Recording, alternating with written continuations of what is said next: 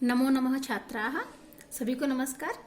आज हम आपकी जो 8वीं कक्षा की पुस्तक है उसका चौथा पाठ जो है, जिसका नाम है सदैव पुरतो निदेहि चरणम, इसका अध्ययन करेंगे।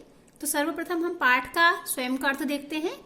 सदैव यानी हमेशा, पुरतो यानी सामने की ओर, निदेहि यानी बढ़ाना चाहिए, चरणम यानी कदम। हमें अपने जो कदम है, अपने जो पांव हैं, वो हमेशा आगे की ओर बढ़ाने चाहिए। और भावार्थ है कि हमें हमेशा प्रगति की ओर अग्रसर होना चाहिए। तो श्रीधर भास्कर वर्णेकर के द्वारा ये बहुत ही सुंदर एक कविता लिखी गई है। आइए इसका अध्ययन करते हैं। सर्वप्रथम इसमें कुछ नए शब्द आए हैं, हम उन्हें देखते हैं। एक शब्द है नगह, जो इस कविता में आया है। तो नगह अर्थात पर्वतः यानी पहाड़, पुरतः और परितः ये बिल्कुल एक से लगने वाले शब्द हैं, तो उन्हें आप थोड़ा ध्यान से देखें। पुरतः यानी सामने की ओर और परितः यानी चारों ओर। पुरतः शब्द के साथ में षष्ठी विभक्ति आती है, जिसके भी साथ ही प्रयुक्त होता है, और परितः के साथ में आती है विभक्ति द्वितीया। ये इनका मूल अंतर है, और इस पाठ के अभ्यास में भी इसके संबंधित प्रश्न पूछे गए हैं, जिन्हें हम अगली कक्षा में देखेंगे। और निकेतनम का अर्थ होता है घर। तो आइए अब पाठ का अध्ययन करते हैं। सदैव पुरतो निदेहि चरणम, ये इसका शीर्षक है, जिसकी चर्चा हम कर चुके हैं। चल चल पुरतो निदेहि चरणम, सदैव पुरतो निदेहि चरणम। चल चल अर्थात चलो चलो, पुरतः, पुरतः इसमें शब्द है और विसर्ग का ये ओ बन गया है। तो पुरतः या पुरतो, तो चलो चलो आगे की ओर, सामने की ओर, निदेहि चरणम अपने कदम को बढ़ाइए। सदैव पुरतो निदेहि चरणम यानी हमेशा प्रगति की ओर, आगे की ओर, उन्नति की ओर अपने कदम को बढ़ाओ। कभी भी पीछे मत जाओ और कभी भी मत रुको।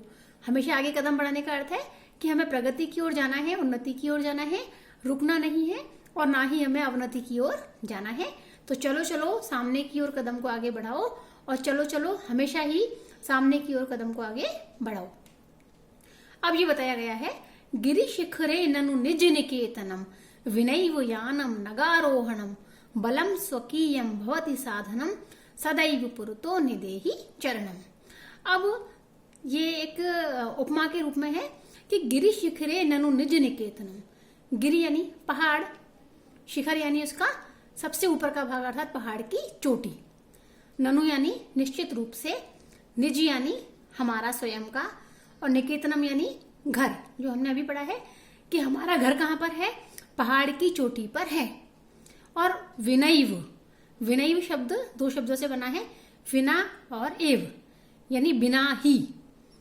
यानम यानी गाड़ी, और नग यानी पहाड़, आरोहणम यानी चढ़ना, यानी बिना किसी गाड़ी की हमको उस पहाड़ पर चढ़ना है, जिस पर कि हमारा घर पहाड़ की चोटी पर बना हुआ है।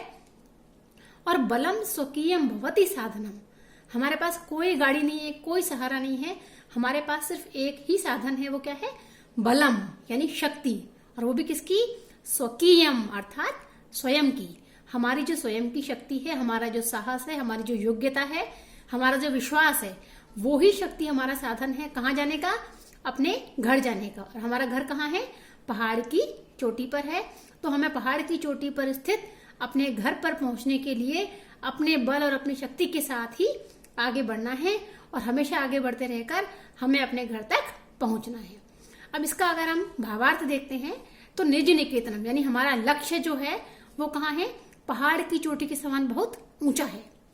हमारा लक्ष्य इतना ऊंचा है, इतना बड़ा है, जिस प्रकार की पहाड़ की चोटी पर पहुंचना कठिन है, वैसे ही हमारे लक्ष्य को प्राप्त करना कठिन है। और विनैव यानम यानी दूसरा कोई सहारा भी हमारे पास उस लक्ष्य तक पहुंचने का नहीं है, कोई हमारी मदद करने वाला नहीं है। हमें अपनी बल, अपनी शक्ति, अपने साहस के दम पर ही ये पूरी यात्रा पूरी करनी है। तो चलो बिना रुके कदम को आगे बढ़ाते रहो। आगे चलते हैं। पथि पाषाणाः विषुमाः प्रखराः, हिंस्रा पशवः परितो घोराः। पथि यानी रास्ते में, सप्तमी विभक्ति एकवचन का रूप है। पथि अर्थात रास्ते में। अब जो रास्ता है, पहाड़ की चोटी पे हमारा घर है, अब जो रास्ता है उसकी व्याख्या है पाषाणाः यानी पत्थर, विषुमाः यानी बहुत ज्यादा विषम है, ऊंचे नीचे हैं, और प्रखराः बहुत तीखे हैं। यानी अगर रास्ते में हम जा रहे हों तो एक सामान्य रास्ता हो और एक जिसमें ऊंचे नीचे तीखे पत्थर हों तो कितना मुश्किल होता है जाना, ये बताया गया है। हिंस्रा पशवः परितो घोरा, और सिर्फ यही नहीं है कि पत्थर हों, चारों ओर, परितो अर्थात चारों ओर, घोरा यानी भयंकर। हिंस्रा पशव, हिंसक पशु भी हैं, यानी हमारे घर के रास्ते में चारों ओर हिंसक पशु भी हैं जिनसे हमें डर लग सकता है। और सुदुष्करम खलु यद्यपि गमनम, सुदुष्करम अर्थात बहुत मुश्किल है।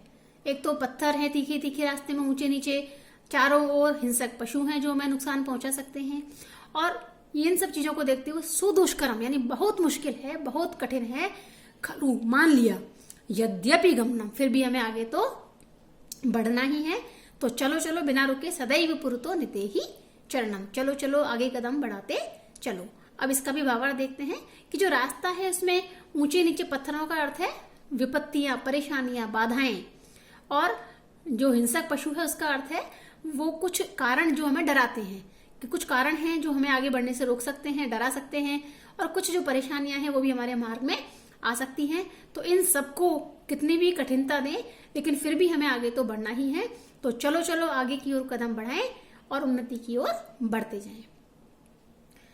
अगले भाग में जही ही भीतिम भज भज शक्तिम विधेहि राष्ट्रे तथा अनुरक्तिम कुरु कुरु सततम ध्येय स्मरणम सदैव पुरतो निदेहि चरणम। जही ही अर्थात छोड़ दो, जही ही का मतलब होता है छोड़ दो। किसे छोड़ना है?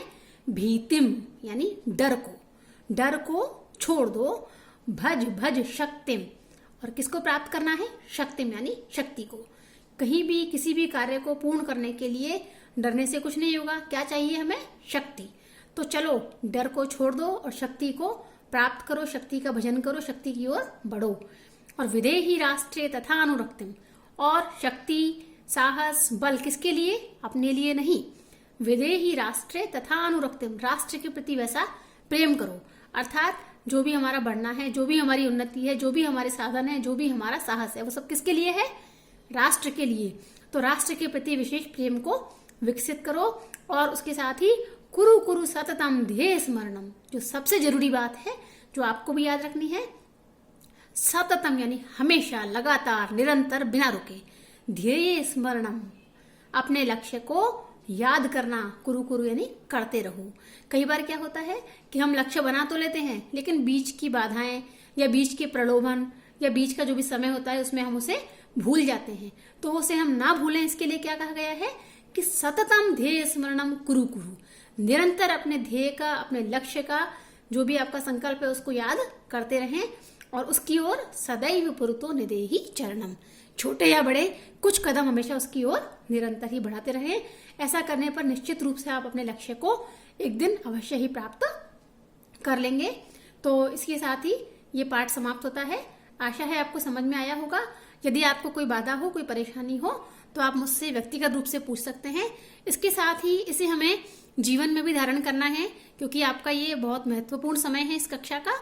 तो इसके साथ ही आपको आगे की तैयारी करनी है, लक्ष्य बनाना है और इस पाठ की बातों को ध्यान में रखते हुए अपने ध्येय का निरंतर स्मरण करते हुए बाधाओं से ना डरते हुए आगे बढ़ते रहना है। यही मेरी मंगल कामना है। धन्यवाद।